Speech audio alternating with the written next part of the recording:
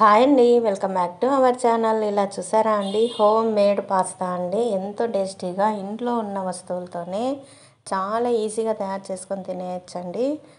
ఒక బౌల్ తీసుకొని 3 cups water వేసుకొని 1 spoon salt, half spoon oil వేసుకోవాలా.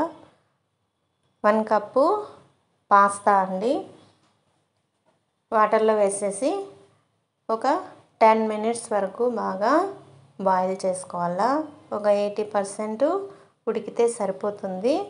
ఆ తర్వాత అన్నీ ఒక బౌల్లోకి ట్రాన్స్ఫర్ చేసుకోవాలా.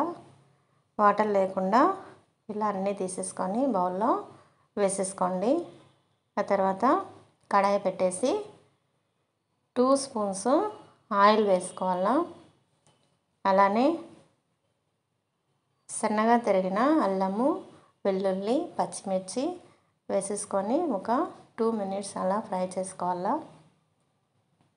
ఆ తర్వాత ఆనియన్స్ సన్నగా కట్ చేసుకొని ఒక 2 ఆనియన్స్ వేసేసుకోండి. ఒక 2 మినిట్స్ ఫ్రై చేసిన తర్వాత క్యారెట్ అండి సన్నగా కట్ చేసి వేసేసుకోండి. ఆ తర్వాత టమాటా ముక్కలు కూడా వేసేసుకొని బాగా కలుపుకొని ఫ్రై చేసుకొని కొంచెం కరివేపాకు సన్నగా కట్ చేసి వేసుకొని కలుపుకోవాలా. ఆ తర్వాత 1/2 స్పూన్ పసుపు, రుచికి తగినంత ఉప్పు, 1/2 స్పూన్ కారము, 1/2 స్పూన్ మిరియాల పొడి, 1 spoon chilli sauce, 1 spoon tomato sauce, 1/2 spoon ధనియా పౌడర్ వేసుకొని బాగా కలుపుకోవాలండి.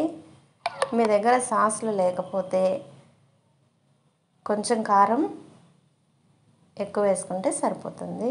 ఆ తర్వాత మనం ఉడకబెట్టుకున్న పాస్తా కూడా ఇందులో వేసేసి బాగా ఫ్రై చేసుకోవాలా. మసాలా అంతా వాటికి పట్టినంత వరకు బాగా టాస్క్ చేసుకోవాలా. ఎంత బాగా ఫ్రై చేస్తే అంత టేస్టీగా ఉంటుందండి. కొంచెం చిల్లీ ఫ్లేక్స్ వేసుకొని సర్వ్ చేసుకోవడమే.